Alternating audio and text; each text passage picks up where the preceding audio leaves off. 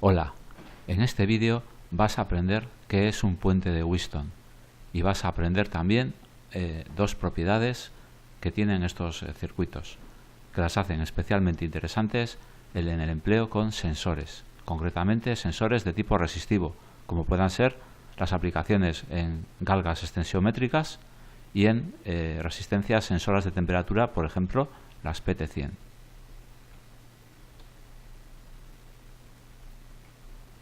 Bien, el puente de Wheatstone es un circuito que, como puedes ver, se compone de dos divisores de tensión. Tengo un divisor de tensión formado por dos resistencias en serie, y del punto medio de esta rama formada por estas dos resistencias en serie sacamos este terminal, sería el punto A. Tenemos otro segundo divisor de tensión, idéntico en forma que el anterior, con otras dos resistencias. De manera que tenemos dos divisores de tensión sometidos a la misma tensión de alimentación, a la tensión V sub E. Es decir, están en paralelo. Son dos circuitos en serie que están a su vez en paralelo. Y la salida del circuito, que es lo que diferencia fundamentalmente las aplicaciones del puente de Wheatstone, es que es una salida entre dos terminales que ninguno de ellos es el negativo de la pila, es decir, es 0 voltios sería el negativo de la pila, y ninguno de ellos es 0 voltios, es decir, son tensiones que no están referenciadas a 0 voltios. En este caso está referenciada de A respecto de B. Esto tiene bastantes ventajas, sobre todo a la hora de poder reducir o eliminar incluso los ruidos que se producen en los cables, sobre todo cuando trabajamos con señales analógicas, que son muy influenciables por los ruidos ambientales que tengamos procedentes de otros equipos. Este puente de Wheatstone, que como hemos visto se reducía a dos divisores de tensión en paralelo, muchos fabricantes nos lo dan dibujado de esta manera, como una especie de cuadrado con resistencias, en los cuales tengo dos de estos vértices de este cuadrado son los que reciben la alimentación, también llamada en muchos casos excitación, el circuito. Y de los otros dos vértices del cuadrado es de donde obtenemos los dos puntos, el punto A y el punto B, entre los cuales tomamos la señal de salida. Es decir, la señal de salida V sub 0 es lo mismo que decir VA respecto de B. De todas maneras, este circuito conviene reducirlo siempre para entenderlo mejor a la forma primera que hemos visto, que es bastante más fácil de visualizar que esta forma. Pero sigue siendo el mismo circuito. Estas dos resistencias son la primera rama y estas dos resistencias son la segunda rama. Este es el punto medio de la primera rama, punto medio de la segunda rama. La tensión de salida sale de esos dos puntos medios y la alimentación se aplica entre los otros dos. Entonces, volviendo a la forma del circuito que habíamos utilizado al principio, aquí nos tenemos que dar cuenta de ciertos detalles.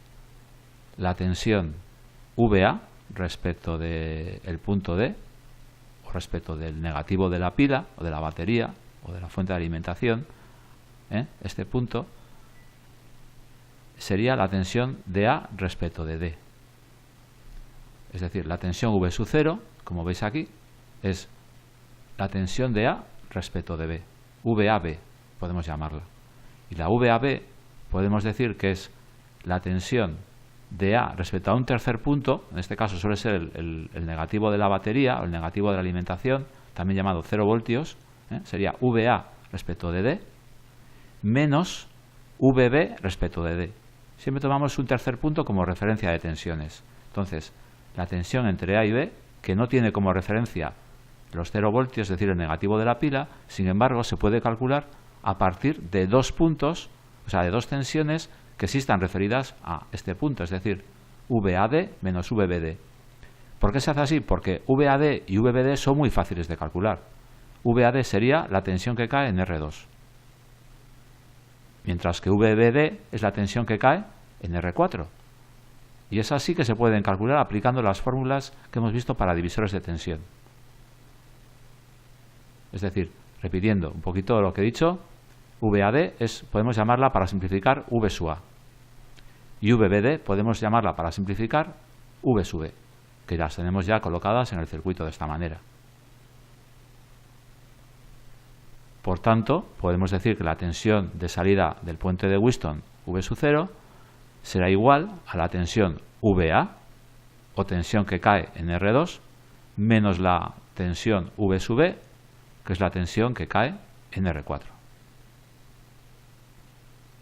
Como sabemos de divisores de tensión, la tensión V sub A, es decir, la tensión que cae en R2, se calcula por esta fórmula, que es la fórmula típica de los divisores de tensión, donde vemos que tenemos la tensión de alimentación V sub E multiplicada por la resistencia de la cual sacamos dicha tensión de salida, V sub A, que sería la R2, partido por la suma de las dos resistencias del divisor, en este caso R1 más R2. Idéntica fórmula podemos utilizar para la VB. Seguro que en este caso cambiarían los números de las resistencias, que serían R3 y R4. Y sacamos la tensión de la R4, por lo tanto esta es la que tiene que estar en el numerador. Haciendo esta operación que habíamos dicho, la V sub 0 será la V sub A menos V sub B. Como V sub A es esto de aquí y V sub B es esto de aquí, simplemente restamos. Restamos y operamos un poquito este resultado, que sería, por ejemplo, sacar factor común V sub E, y nos quedaría de esta manera.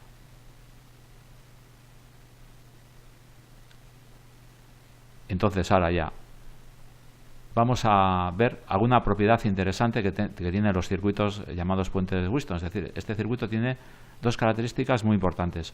La primera es que cuando las resistencias son iguales, cuando todas las resistencias son iguales, la tensión de salida es 0. Vamos a considerar este caso. Tengo R1 igual a R2 igual a R3 igual a R4 y vamos a llamarle R, es decir, una resistencia que todas son iguales, R.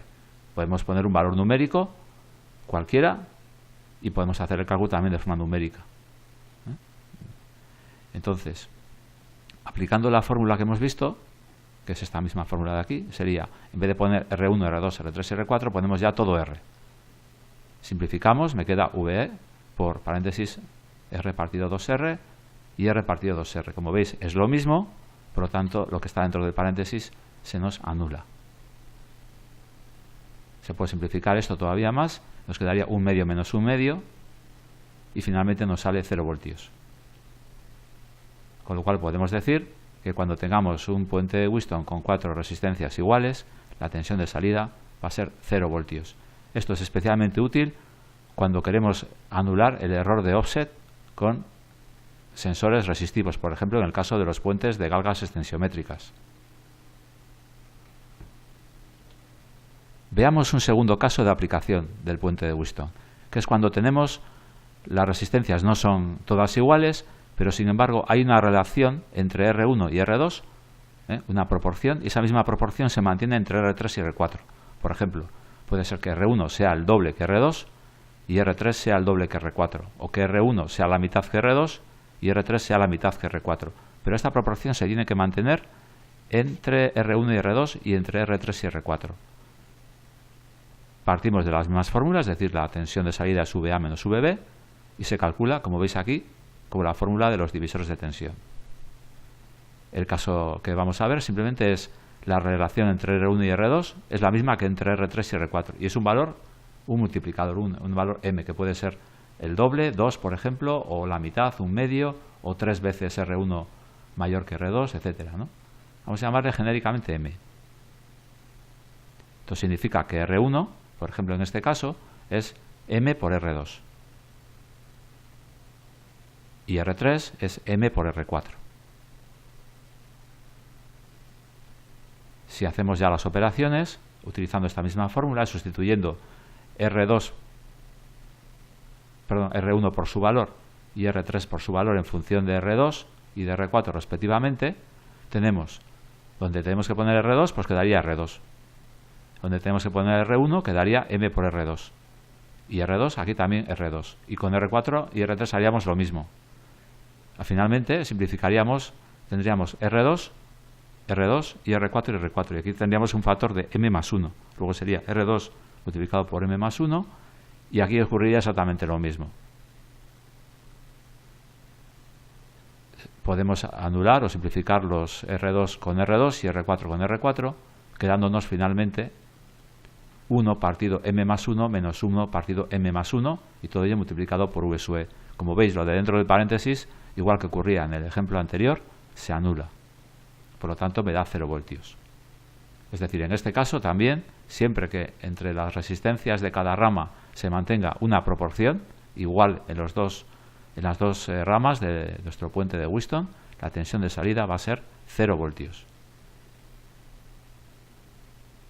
Y con esto se termina este vídeo.